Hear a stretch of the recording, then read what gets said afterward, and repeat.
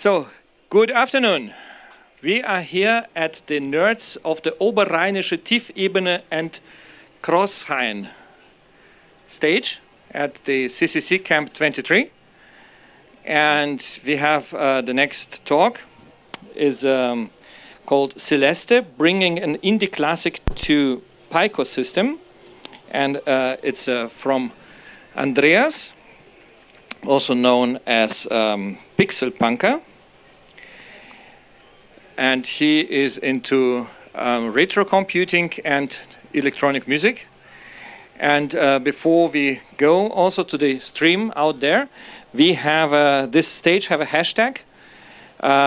It's on paper, but you can also use it. It's hashtag CCCamp23NotX or CCCCamp23NotX. And if you use it in Feldiverse, we can take your questions and read them out loud here. So, and without further ado, welcome to the stage. Thank you. Welcome to my talk, Celeste, bringing an indie classic to PicoSystem. Thank you all for being here. I hope you're enjoying the camp so far. Show me with hands how many of you have heard of or played Celeste. Okay, almost all of you. That's good. This talk is also not only about Celeste, but also about PicoSystem. If you could switch once. This little device, it's a small handheld that is geared more towards people who like to make their own games, not just play them. But more about that in a minute. Let me start with some background about what is pixel art. From 1972 to 1995, pixel art was simply called computer graphics. Starting with Pong, all the way, it's been in 2D, but then in 1995, the PlayStation came along, and everything was about 3D. 2D was obsolete, outdated, old hat. Nobody was interested in it. Everything moved to 3D, even if those early worlds were pretty lacking in detail. But then, starting in 2004, there was an indie game called Cave Story, which started a sort of pixel art renaissance. It's still very popular, so it's not a trend, it's here to stay. Pixel art is very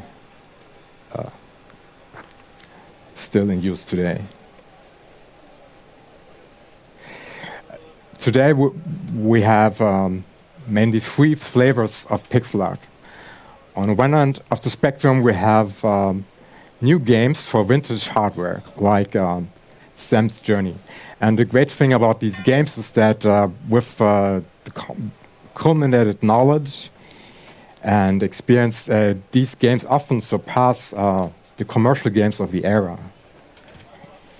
Then in the middle of the spectrum we have games that look kind of old but are more advanced underneath. For example, they may not observe a strict sprite limit, or they have bigger worlds than used to be, or they are simply programmed in more modern frameworks that take a lot more resource. And then we have at the high end what I would call high pixel art, which combines pixel art with a next-gen look. And pixel art is now an aesthetic, an artistic choice, and not a technical necessity anymore. Which brings me to Celeste. Celeste is certainly a high pixel art game. It was released in 2018, and for an indie game it had an astounding number of copies sold, over 1 million. And it's a game in the vein of a really difficult precision platformer where you die a lot and you learn by trial and error. and it also has a really great story, and a quite deep story, frankly, with some topics of identity if you read between the lines. But inside Celeste, the full release, is hidden as an Easter egg. Celeste, now called Classic, which is a prototype done in Pico 8, which precedes the full release, but it's also inside the commercial game if you find it. Which brings me to Pico 8. Probably have heard about it as well. It's a fantasy console. It's like an emulator for a machine you've never heard of, that did not really exist in real life. It's inspired by the BBC Micro. Its creator, Zap, had this as a child, and if you boot it up, you see a command line, and you used to program these in BASIC, but now it's a Lua. And it has integrated tools for creating tiny games, and it's still very popular for game jams if you have prototyping something, if you don't have a lot of time. And it has a lot of constraints, and these are made to make you more creative, so you're not confused with too many choices. And it still has a really strong community. Which brings me finally to the PicoSystem. It's a tiny handheld based on the Raspberry Pi Pico microcontroller, but combines it in a nice form factor with a battery. It's overclocked out of the box. It has a small piece of speaker. It does a little bit of tiny Casio-style sounds.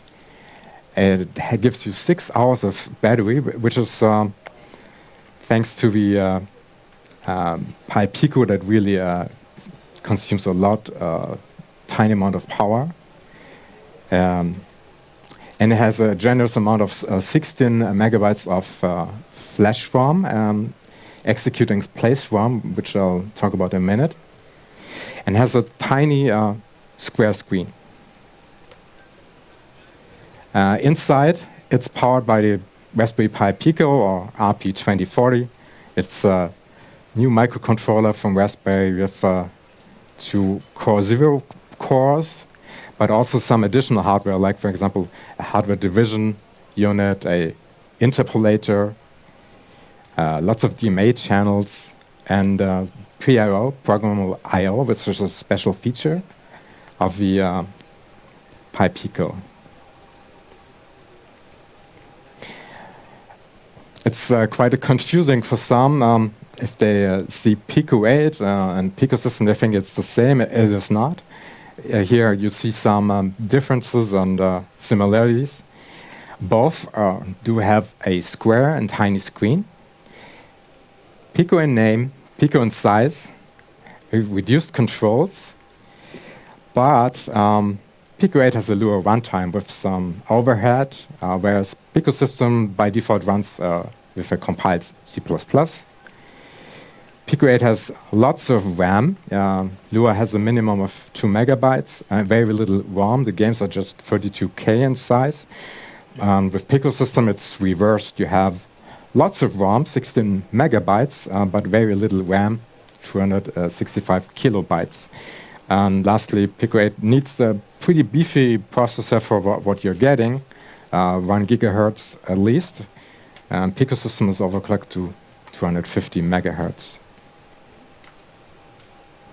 So when I began porting, the first question is, why don't we just port the Pico 8 runtime that could play all kinds of games? And the question is that simply the RAM requirements make it impossible. There was an attempt to expand the RAM, but it ran at like 8 or 10 FPS because it's really slow. And there's no stripped-down equivalent on the Lua side, like MicroPython for Python.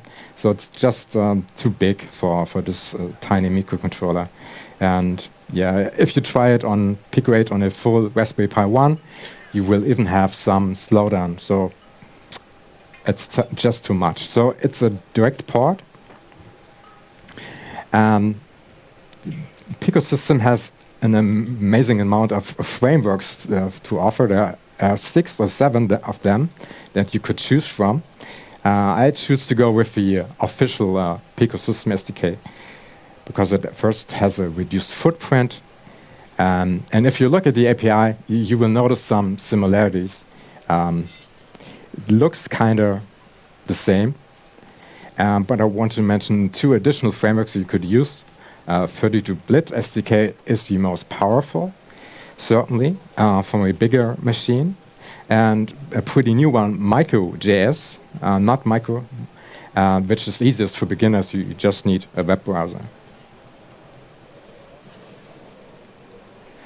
So when I started porting, the first step was to convert all the assets. So I wrote Python scripts to import the sprite sheets and also do some color format conversion.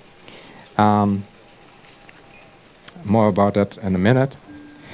Secondly, we have map data, which is the level data. This is also converted.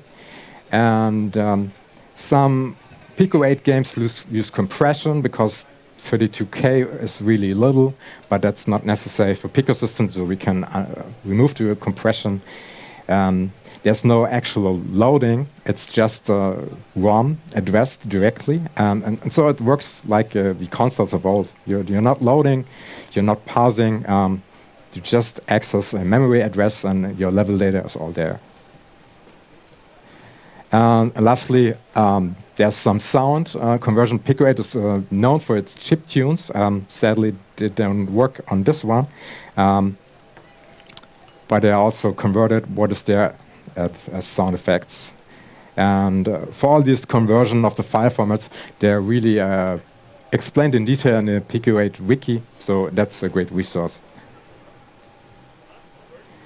Let me talk a bit more in detail about the colors. I hope you can see those colors. Pico 8 has just 16 colors, but they're really cleverly chosen artistically, so it looks a lot more colorful than 16 colors suggest. There's even a hidden palette of another 16 colors. And it works with old school tricks like palette swaps. This is a chess prototype I did. The chess pieces are the same sprite, but just recolored with palette swaps. And in the old times, you also used it for color cycling effects that look pretty amazing, but they don't use practically no resources, even on old machines, because the palette change costs almost nothing, and you can do some animation style. That's just a cycling of colors. So that's the 2 reasons Pico 8 still uses palettes. PicoSystem, on the other hand, uses the ST7789 display. It's pretty common display with a controller to power it. It has 18 bits of color, which is 260,000 colors. Also works in 16-bit color mode with 62,000 colors, and lastly in 12-bit mode, which gives you 4,000 colors. And we go with this 12-bit color mode, which gives us exactly the Amiga palette of 4,096 colors. But there's a problem. If you store 12 bits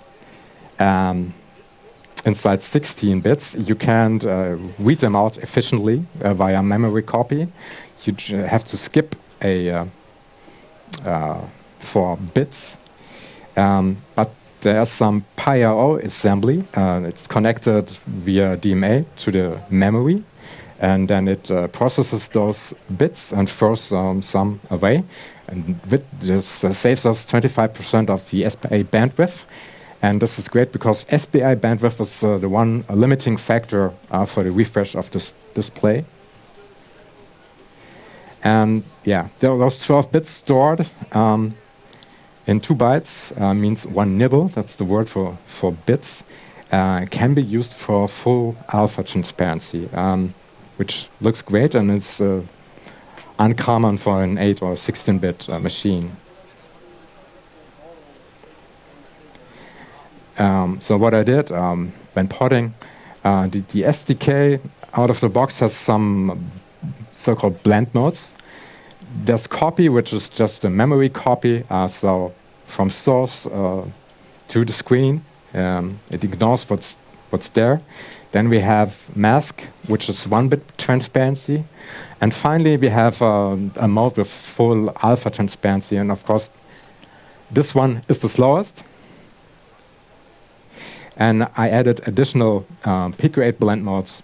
A new one called Sprite, which uses a transparency map. This is a feature of Pico 8 where you can assign some colors to be transparent or not. Secondly, palette. Because there are palette effects, and that means colors are changed after the effect. So the screen is already drawn, and then we decide on a palette change it afterwards. And to enable this, I use this transparency nibble to store the original Pico 8 color index instead. So I can reassign whenever there's a palette change. But I also want to use the full 4,000 colors, so maybe combine or enhance an existing game. So I finally have Convert, which copies those palette colors to full RGBA. Okay, secondly, the game loop. Every game has an internal game loop that reads data from the controller, updates the game logic, and finally draws the screen. The ST789 has different refresh rates you can use. 50 Hertz is the default. I go here for 60 Hertz. And the great thing about this display is it has a dedicated VSync pin. So we can sync to the display. And this display I use to start the game loop. So we don't have a timer. But the display itself drives the refresh, and this saves up to 1 frame of latency for us. And lastly, Pico 8 is made for exactly 30 FPS, so I just wait twice, and then I have exactly 30 FPS. And if you count up the time, it really keeps the time correctly. There's a bit of detail regarding the screen. Pico 8 has 128 by 128 pixels, really odd and unusual resolution. PicoSystem has just 120 by 120. This doesn't sound like much of a difference. If we have a scrolling game, cutting off 4 pixels doesn't hurt. But for a single screen game like Celeste, sometimes there's some important objects that would be hidden. I hope you see the red outline. So I implemented a moving camera that follows the player, that also tries not to bounce back and forth with some limits. So only when it needs to. Okay, a last porting aspect is these piezo speaker sounds. We have lots of sounds in the original, but we are only left with wave and noise channels. Let me show you what it sounds like.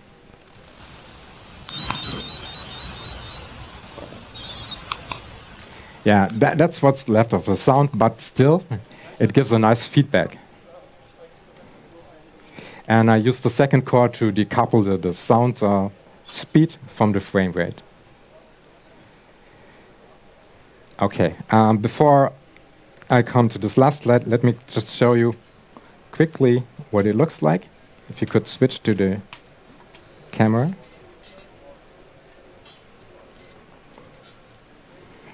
So here's Celeste.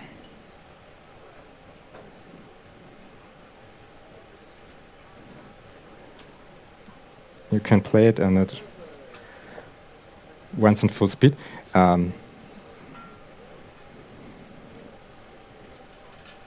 there are pickups, and because it runs on a Raspberry Pi, I changed the pickups to be a Raspberry.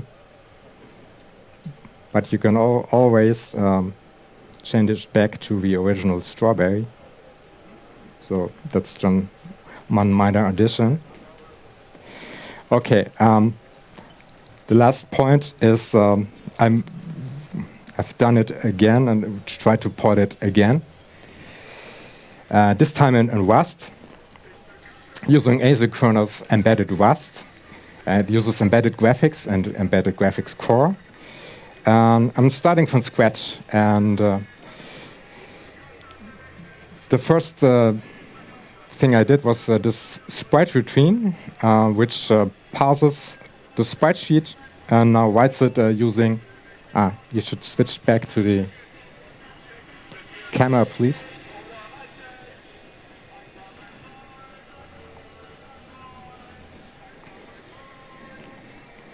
It parses the sprite sheet and displays it. As you can see, right now it's still a bit slow, which is because we're not using a frame buffer yet. We're just moving directly via SPI to the display. But yeah, that's the future of this port. And I will also want to convert the Lua code, this time not by hand, but with a abstract syntax parser, to make it a general framework for porting Pico 8 games to the PicoSystem. Thank you.